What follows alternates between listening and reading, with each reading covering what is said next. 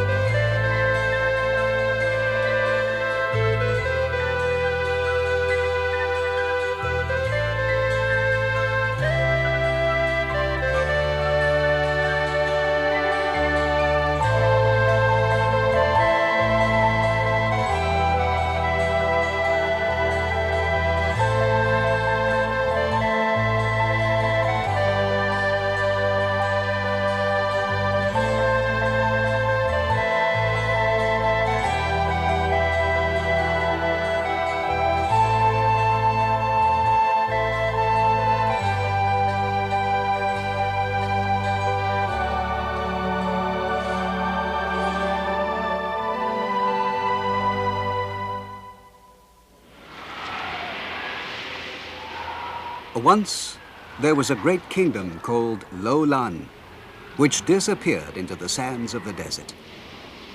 And once there was a great lake which actually moved and traveled in the desert from north to south and back again. The name of the lake was Lop-Nor.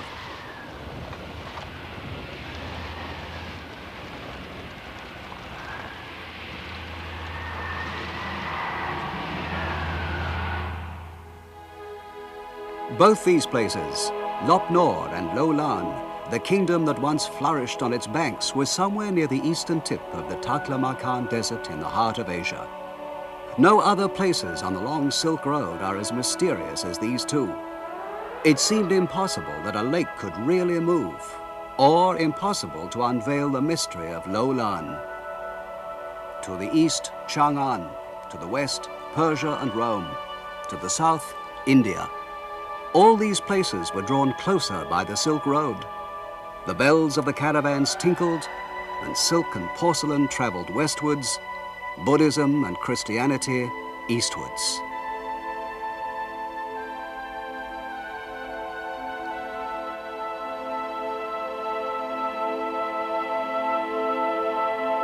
At the very point where the two cultures of the East and West met lay the kingdom of Lou-Lan. The ancient cities of Yangguan and New Mengguan, somewhere near Lou-Lan, are 2,000 kilometers or 1,200 miles west of the modern city of Xi'an. The desert area west of here is used by the Chinese army as a testing ground for atomic and hydrogen bombs, so of course it's top secret. This is an aerial photograph of Lop-Nor, shaped like an ear, and of the ancient kingdom of Lou-Lan. But photographs like this, taken from an altitude of 900 kilometers or 500 miles, tell us nothing about the past.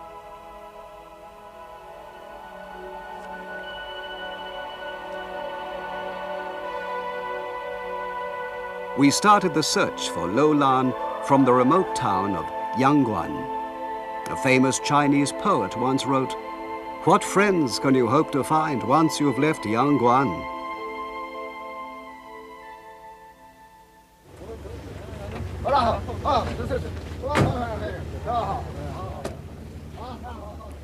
Our party consisted of 18 people, including soldiers, doctors, and various assistants.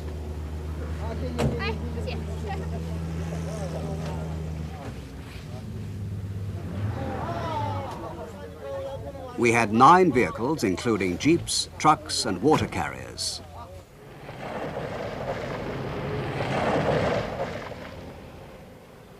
It was to be the first journey of exploration from Yangguan to Lou-Lan since the Sino-Swedish expedition of 1934, almost half a century ago.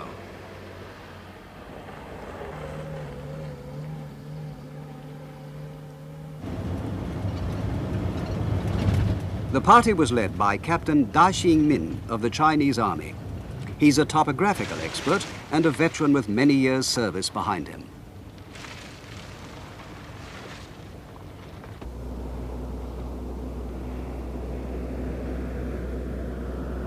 The Silk Road is now submerged by the desert. In fact, it's no longer a proper road at all, just a line on a map.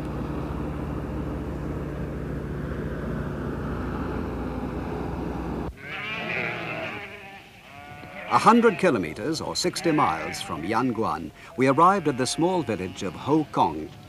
It's really a small village. In fact, its population was only 2. They were very surprised to see us and gave us a warm welcome, as we were their first visitors for 6 months. They lead a tranquil life, alone in the village, looking after sheep from dawn till dusk. They spin the raw wool into yarn and weave the yarn into cloth.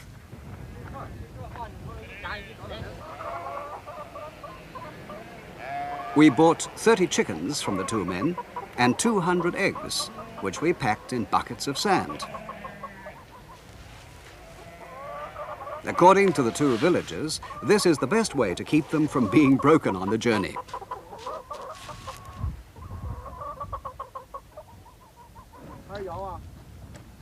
We also bought a few sheep as emergency rations. Then we climbed back into the trucks and set off once more.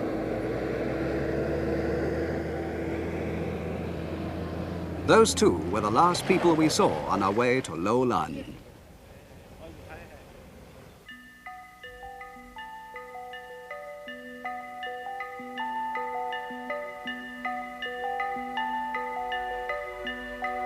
There's no doubt that the merchants carrying silk and soldiers on the march with pikes in their hands in those days must have purchased food from the nomads, obtained additional supplies of water, and continued their journey to the west or to the east, just like we're doing now.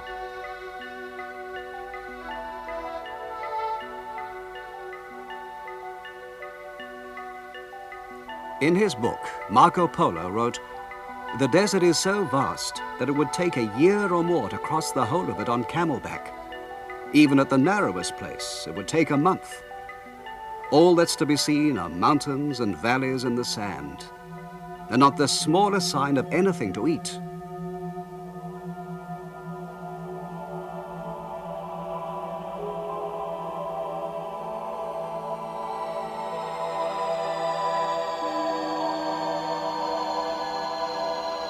This place is called by the Chinese Sword Point Ridge, and it certainly lived up to its name.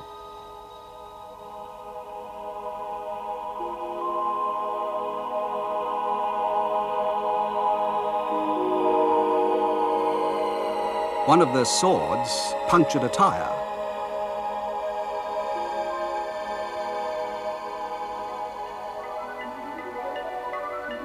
Suddenly, we saw something moving fast. It was a gazelle. Imagine a gazelle in the middle of the desert. But the soldiers are excellent shots, and the gazelle didn't get far.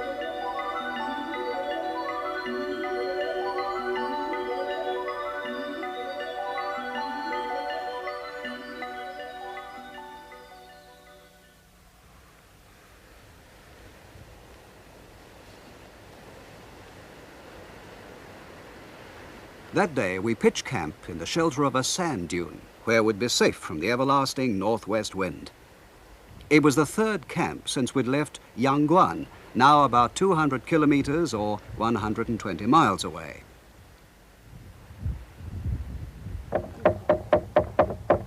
The gazelle we had shot would make a good supper.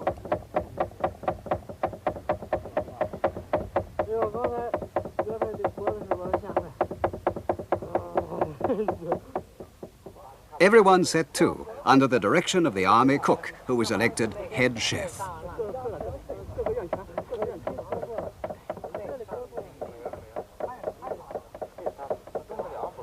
Luckily, our new friends turned out to be experts at making spicy Chinese dumplings, just what we needed.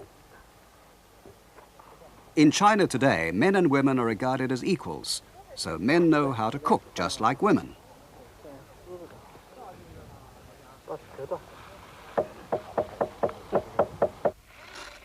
We had to use a hand-powered generator to make contact with base. We told them our present position and proposed a schedule.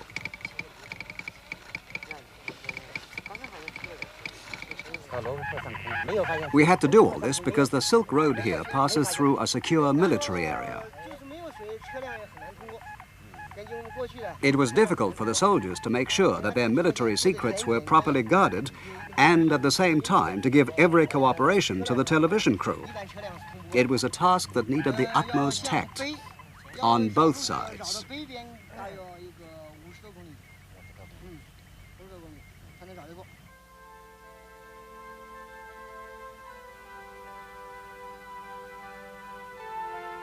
How many thousands or tens of thousands or hundreds of thousands of years passed before all these magnificent formations in the desert achieved the contours they have today? Right in front of us is what is known as the group of eroded rocks.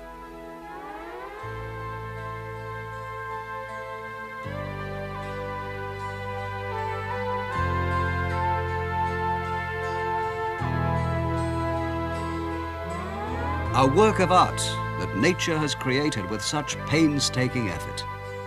A member of the TV coverage team named this the Sphinx of the Taklamakan Desert, while another member called it the guardian deity of the kingdom of Lou-Lan.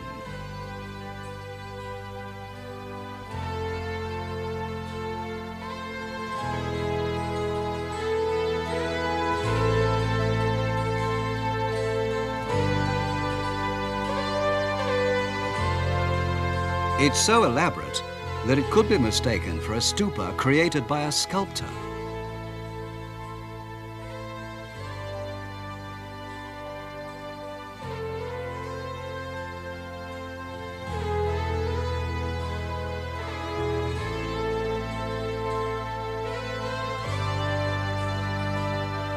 And look at this huge circular mansion that conjures up visions of the dwelling place of a god.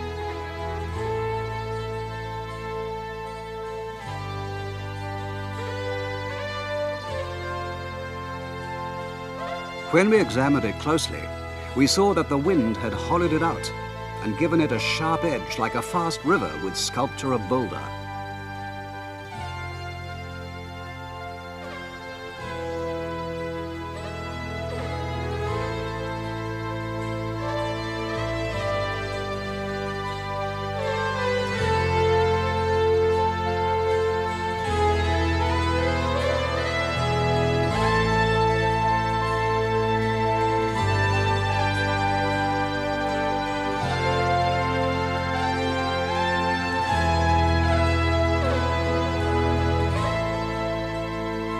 This enormous mesa-like rock measures 80 kilometers by 40 or 50 miles by 25.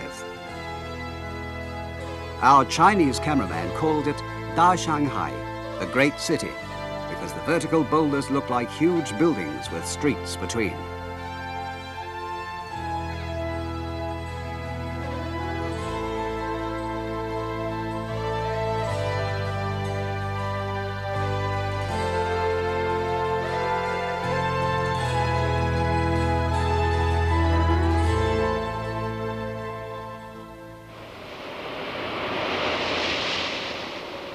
When the wind began to blow again, we measured it with our anemometer. It was blowing at 25 meters a second, or 56 miles an hour. Now the sand and tiny pebbles were blowing in our faces. It was the start of one of those desert storms the Chinese call flying sand and running stones.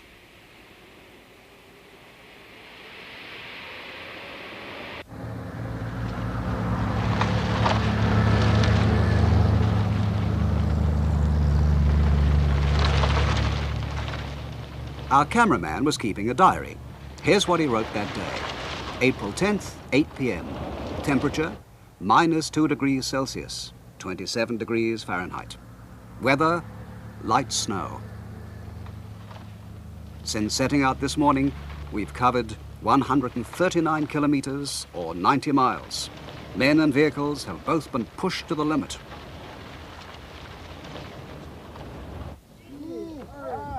"9:30 p.m. We pitched the tent, but the wind got even stronger and it soon collapsed again. It took an hour to secure it the second time.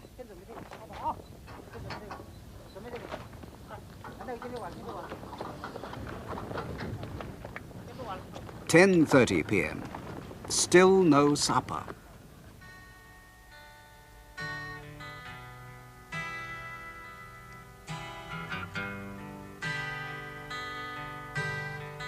"11:30 p.m. We ate our supper and now we can relax a bit. Preparations for sleep. Everybody's face is white with sand. The layers of earth and sand on our faces give some idea of the climate here. We haven't been able to wash our faces or clean our teeth for several days.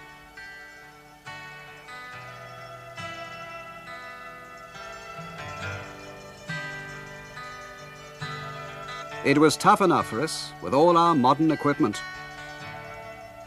It must have been much tougher for the early travelers along the Silk Road.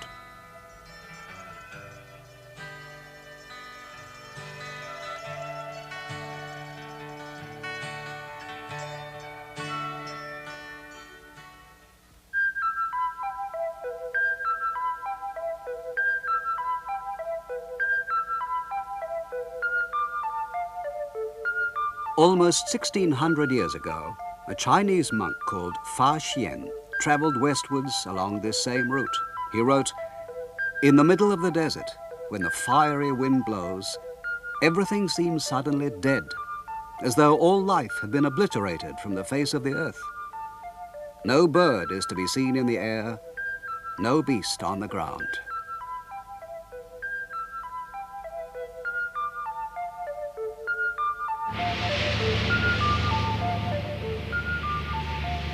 At the beginning of the 20th century, the explorer Oral Stein undertook an expedition here. He wrote, "We are now about to enter a part of the world where there is no vestige of animal life, and doubtless none has been since the beginning of time. When I passed the shriveled white stump of a lone tree that had fallen on the rock-salt ground, I had the feeling of passing from a country where life still resisted death into a waste where the very notion of life itself had been extinguished."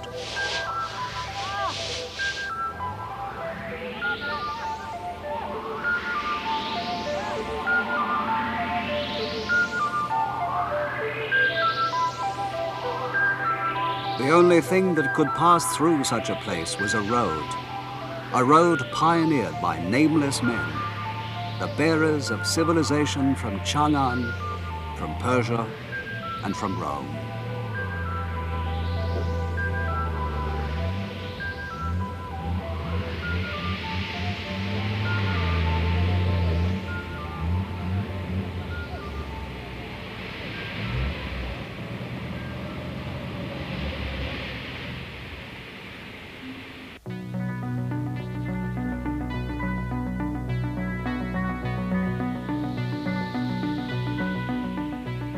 In front of us now was a desert which is called the Mounds of the White Dragon.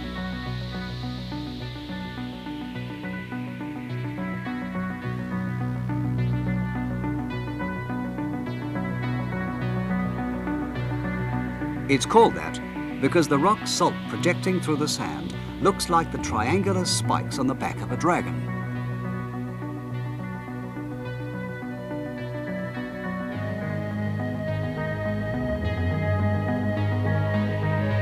The Chinese tell an old legend about how these mounds originated. Once there was a great kingdom here ruled by a wicked tyrant.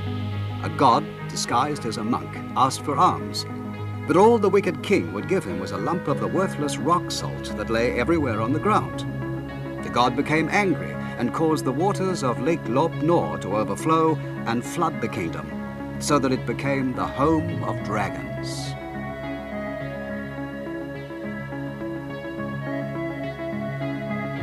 The mounds of the White Dragon are as white as fine silk, but to the Chinese, white is the color of mourning, and the travelers along the Silk Road feared the mounds as a world of the dead.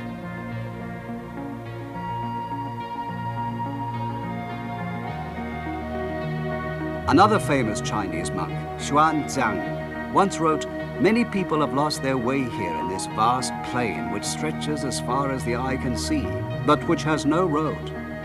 Wherever you look, you can see human skeletons marking the way. Because there is no water, nothing can grow here. And when the fiery wind blows, one is immediately plagued by sickness. Sometimes you can hear ghostly voices moaning and crying.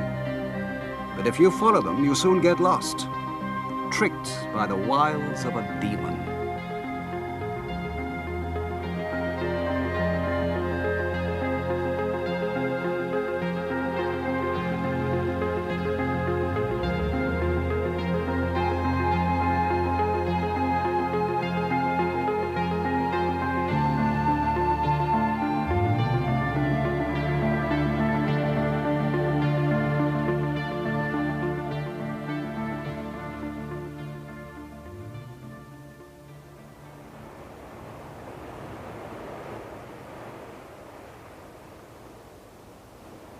The word Taklamakan means the place from which no living thing returns.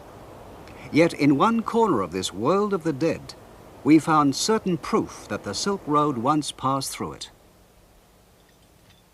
These copper coins were minted in the Tang dynasty about 1,300 years ago. They show that the authority of the Tang emperors must have been recognized here, and that traders must have passed, probably traveling westwards, during the Tang period. Altogether, there were 300 coins, weighing 2 kilograms or 5 pounds in all, lying scattered on the desert floor. We wondered who had left such a lot of money behind. Perhaps it was a soldier on his way home with his saved-up pay. Or perhaps it was someone traveling westwards to buy some of those precious heavenly horses which the Chinese wanted for their cavalry.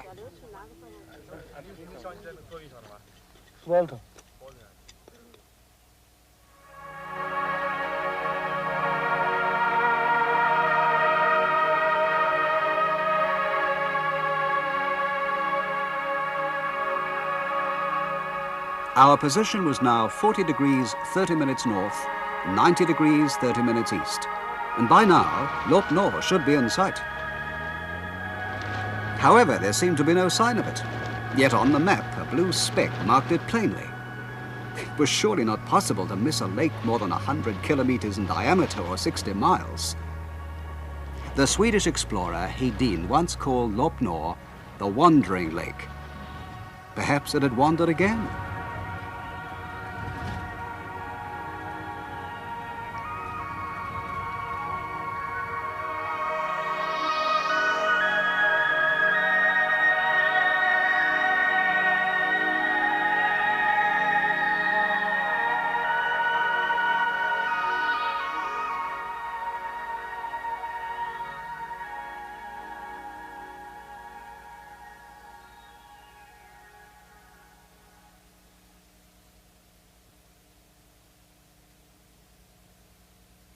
We reviewed the strange story of this mysterious lake.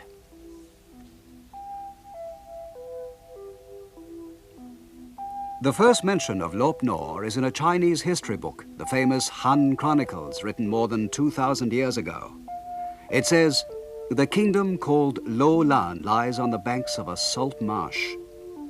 This is obviously a reference to the salt water of Lop Nor, which was important to the Chinese from early times, because, as the chronicles explain, the salt marsh is the source of the Yellow River.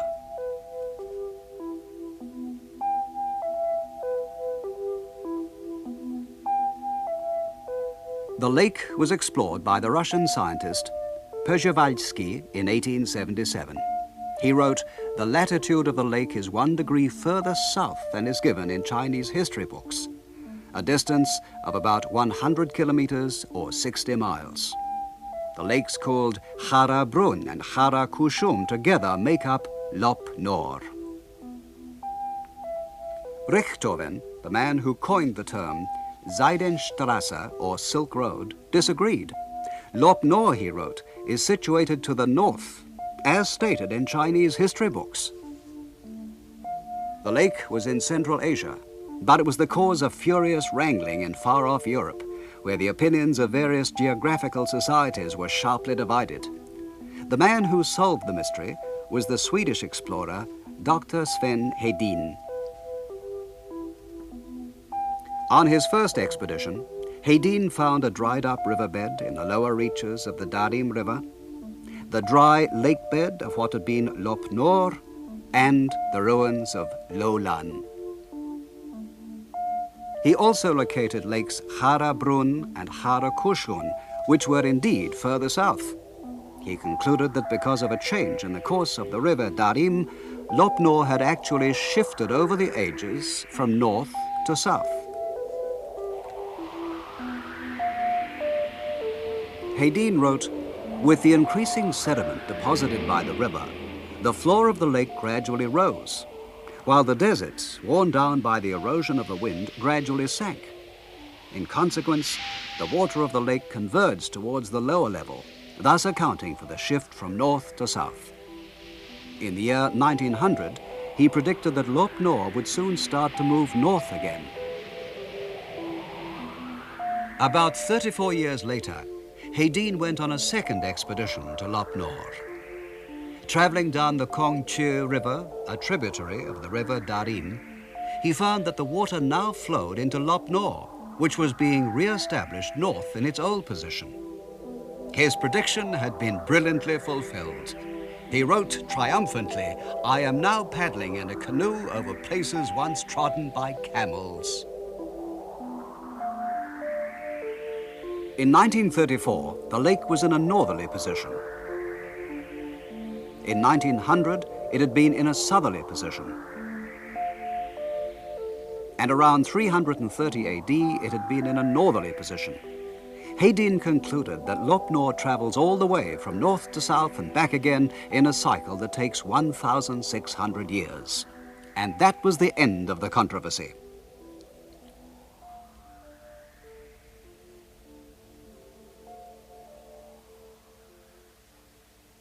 But we were now at 40 degrees 30 minutes north, 90 degrees 30 minutes east. According to Hedin's theory, we ought to be able to see a lake brimming with salt water.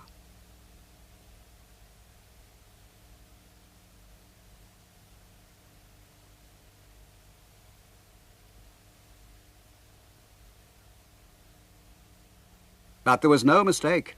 Scratching the surface of the desert, we found rock salt.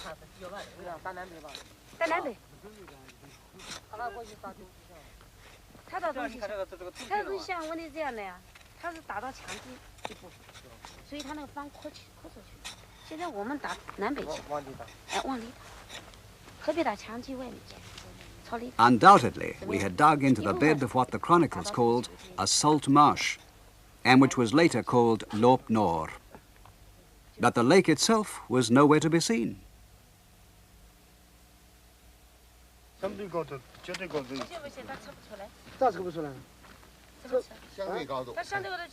According to the map made from satellite pictures, there was now a dam on the upper reaches of the Darim River. Perhaps this is the reason water no longer flowed into the lake.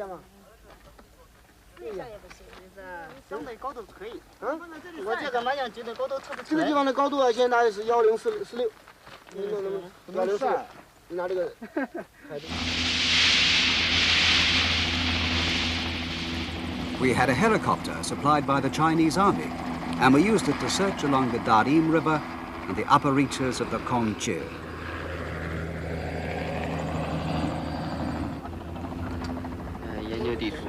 After a journey of 300 kilometers or 190 miles, we could see the Kongche River flowing peacefully below us.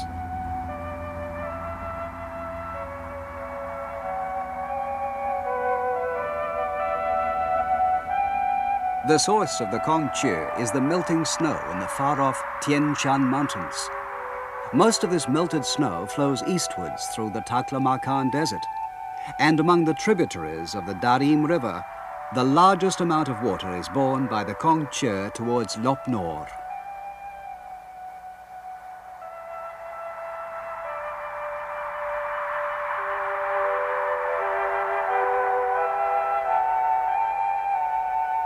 But although it was still 100 kilometers or 60 miles from Lop Nor, the river had turned into a mere trickle, and before they could arrive at the lake, both rivers had completely dried up.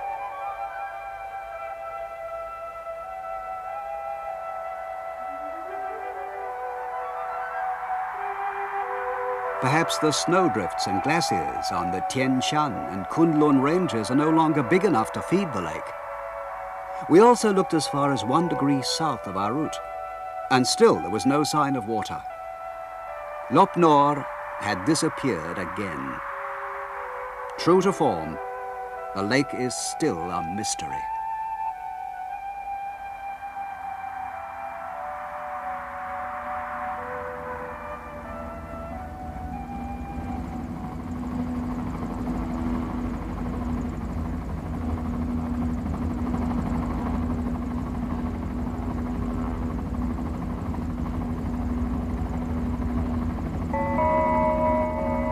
"18 days after leaving Yangguan, we had our first glimpse of the ruins of Lou-Lan, the ancient kingdom that had once flourished on the banks of the salt marsh.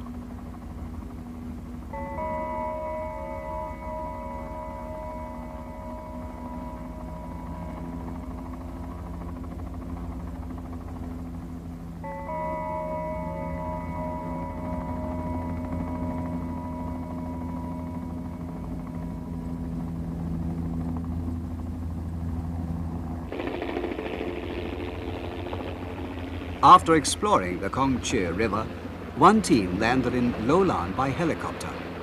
They were met by the other party, which had already arrived.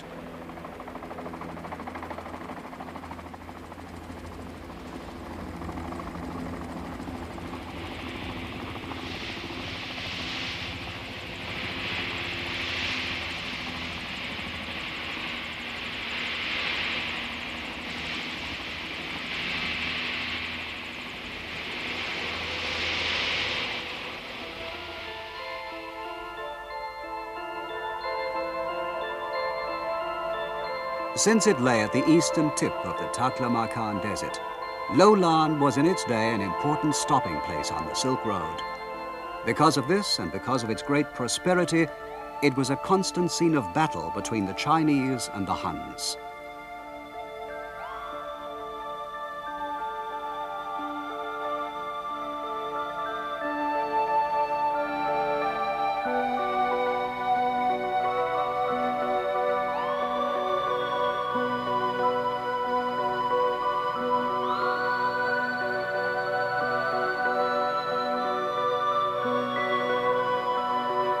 This building, which is made of sun-dried bricks, seems to have been the headquarters of the Chinese imperial garrison.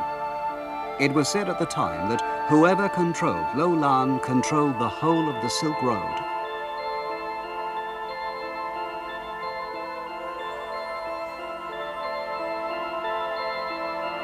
More than 2,000 years ago, a corps d'élite of 700 men sent by the Han Emperor Wu Di succeeded in expelling the Huns.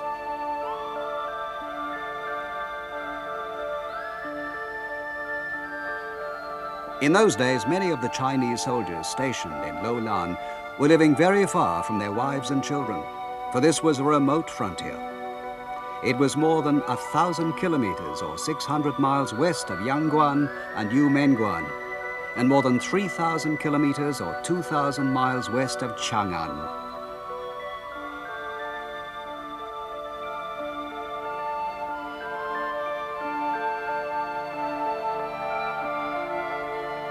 A famous Chinese poet, Sen Chan, wrote about the loneliness of the soldiers and how they longed for home in China.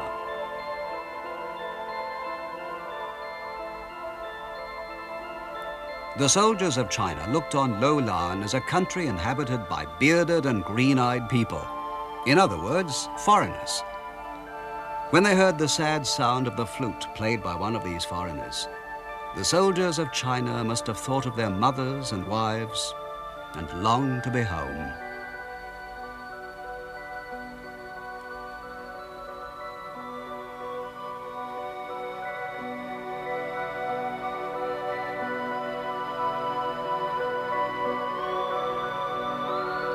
There is a letter of that time written by a man called Qiao Ji, who was probably a soldier garrisoned in Lou-Lan. This is what he wrote. I am living in a far-off region, and my brothers, sisters, and children are all at home, far away. I'm afraid the children might not be getting enough to eat or clothes to wear.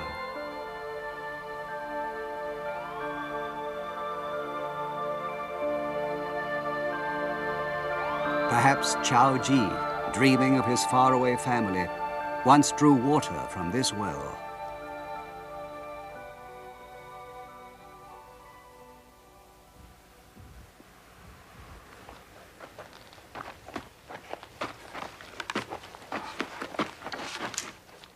According to the experts of the Xinjiang Archaeological Institute, these houses, built with the wood of the toklak tree or giant poplar, were the palaces of great aristocrats or of senior officials. After more than 1,000 years, some of the foundations and beams still look good.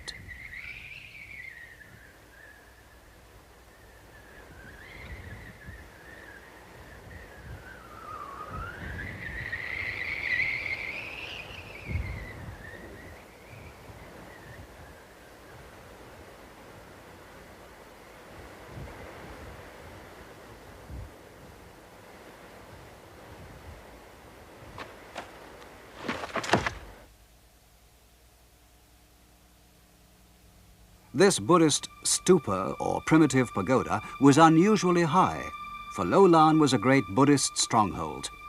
The historian Fa Xian says there are no less than 4,000 monks here, a quarter of the entire population.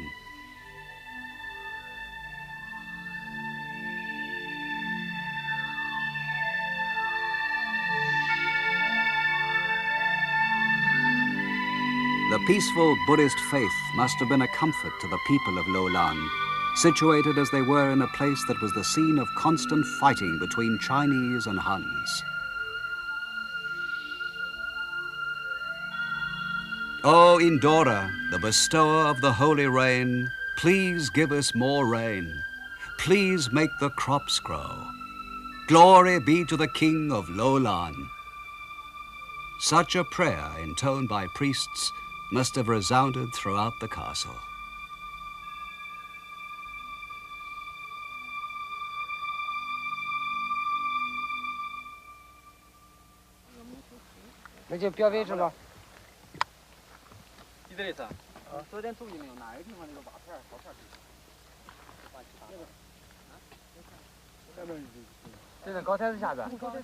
Scientists from the Xinjiang Archaeological Institute who came with us worked at identifying the treasures they'd found until late at night. For there are many questions still unanswered. When was Lou-Lan first built? When did Buddhism arrive? When did Christianity come? And when did silk first pass through here on its way westwards?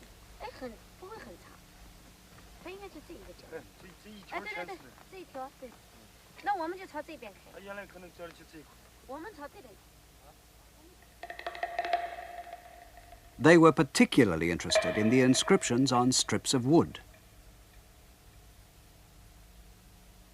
In those days, official documents, Buddhist sutras, letters, and even personal records were all written on wood.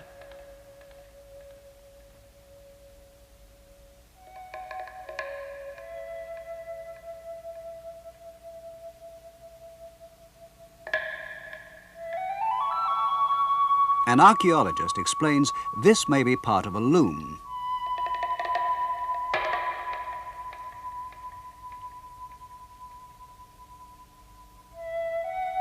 Here's a gold ring that once graced the hand of a Lou-Lan lady.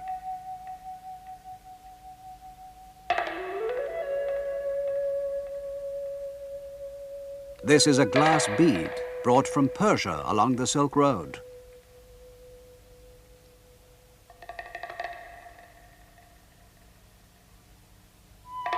A Roman earring made from agate.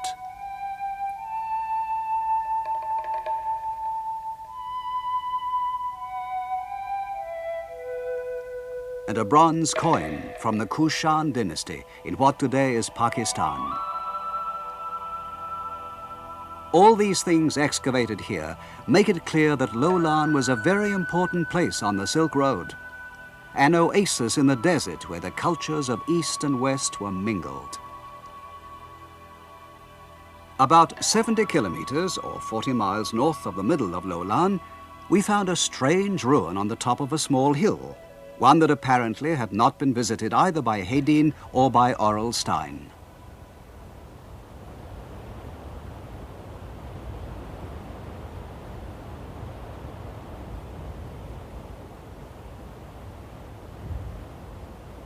Posts made of toklak wood had been driven into the ground, outlining elliptical areas.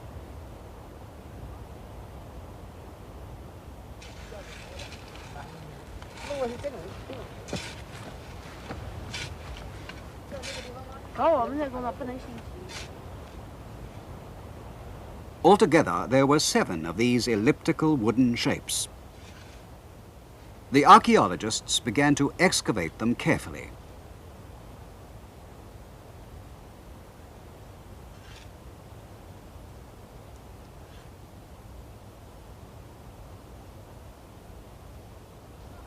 Their shape suggested that they had been designed to protect something inside, perhaps from floods.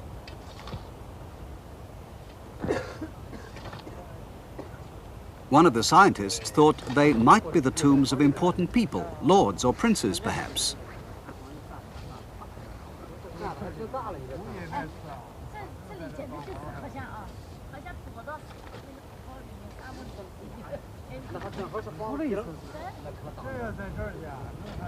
The posts were more than 20 centimeters or 8 inches in diameter and had been driven 4 meters or 12 feet into the ground. We all watched, fascinated to see a grave opened after 2,000 years.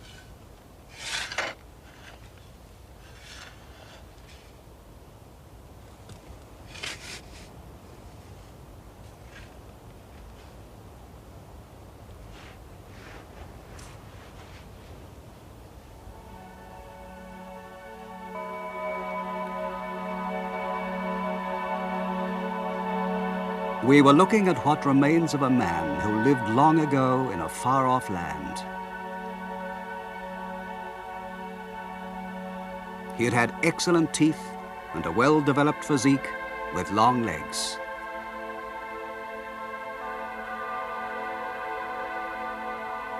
He was probably of a northwestern Indian race, like many of Lou-Lan's ruling class. Perhaps he was even one of Lou-Lan's kings.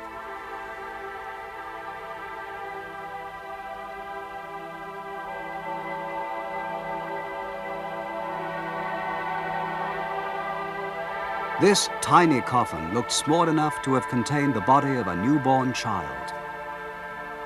The skeleton was wrapped in camel fur, as if to keep it from the bitter chill of the north wind.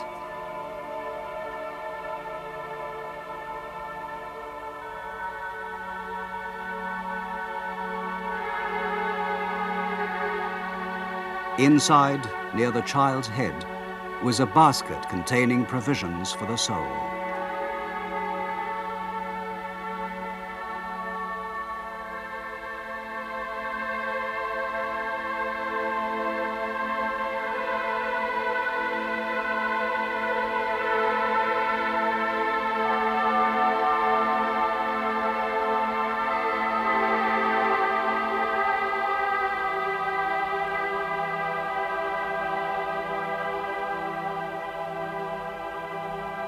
Even after 2,000 years, you could still see grains of wheat, perfectly preserved.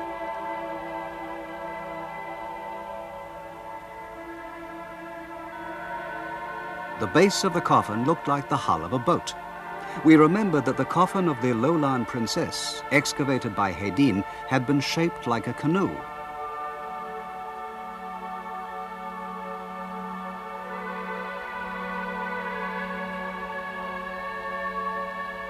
With a store of wheat, wearing fur boots and camel hair blanket, this child once set out on the long journey to the other world.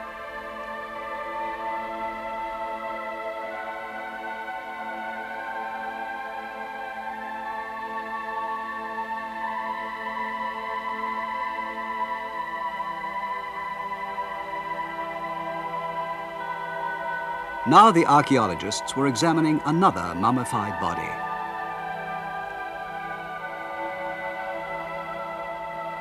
Because the climate is so dry, the body, which was about 155 centimeters tall or 5 feet, was superbly preserved.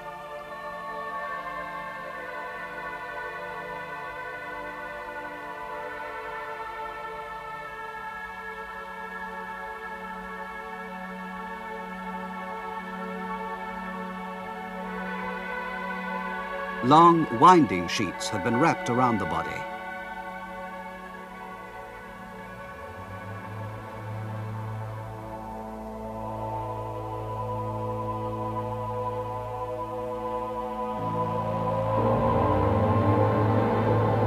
Dressed in such gorgeous silk, this must be the remains of a noble lady.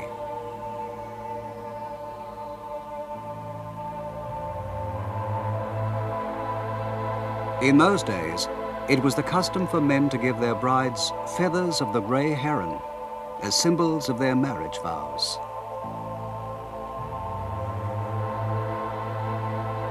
Perhaps the feathers in the hair of this mummy had been placed there by her husband, a sign of eternal love.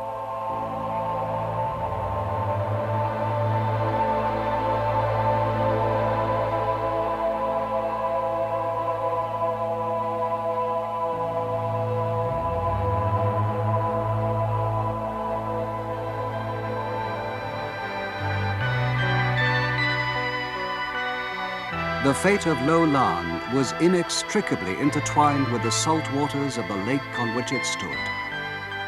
In some ways, the rise and fall of Lou-Lan seems like the fate of the woman we'd found near the long, dry shore.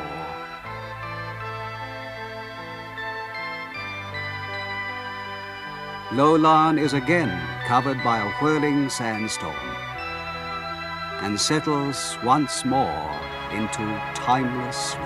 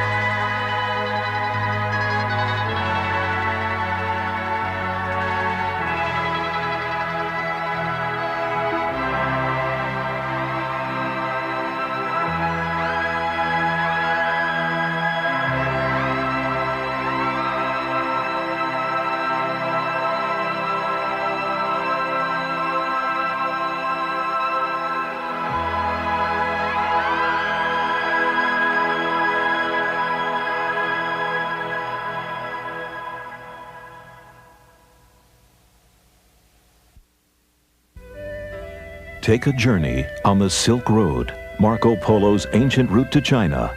Produced at a cost of $50 million and requiring over 10 years to produce, the Silk Road video collection is comprised of separate adventures linking ancient and modern-day Asia. Broadcast to outstanding critical acclaim in over 25 countries, the Silk Road is now available on video for the first time. With the entrancing music of Guitar as a backdrop, Each of the episodes in the collection focuses on the history, art, and culture of one of the world's most inaccessible regions.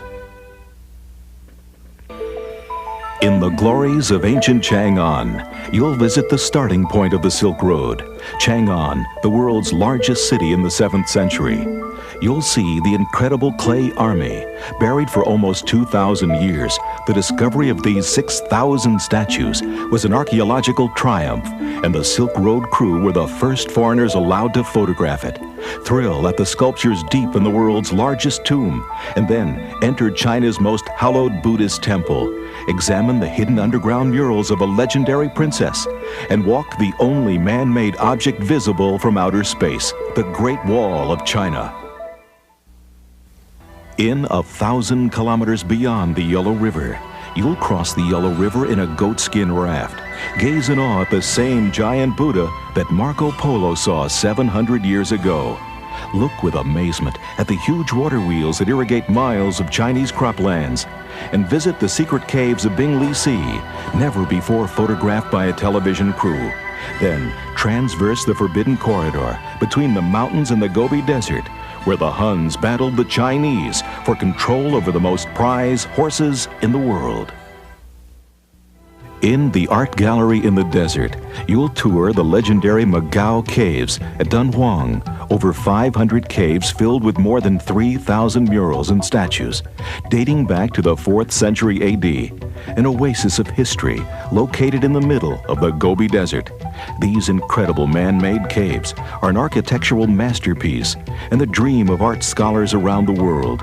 Now, you will be among the first Westerners to visit them, and you'll see for yourself why these artifacts are considered to be among the most priceless treasures on Earth.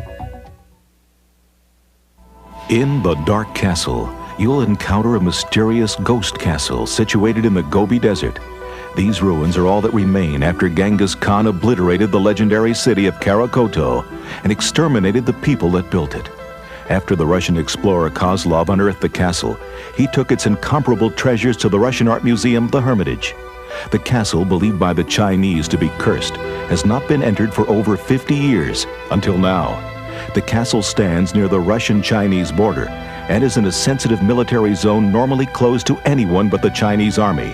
You can only visit this region today via the Silk Road. The journey continues in search of the lost kingdom of Lou-Lan, where you'll discover a lost kingdom which vanished into the sands of the desert.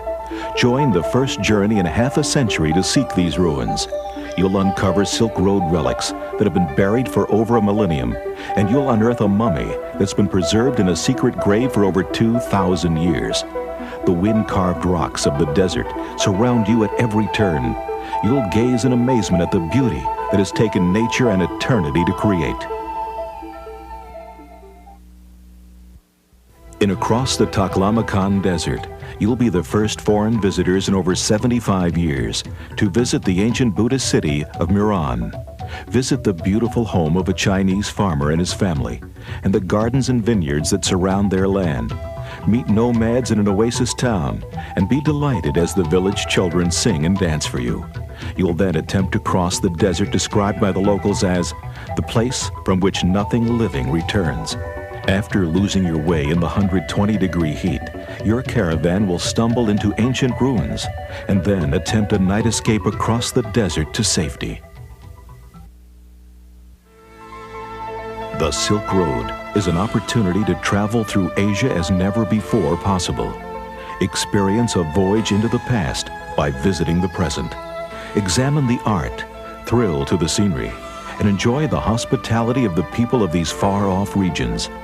Your copy of the Silk Road will be your passport to an unforgettable journey.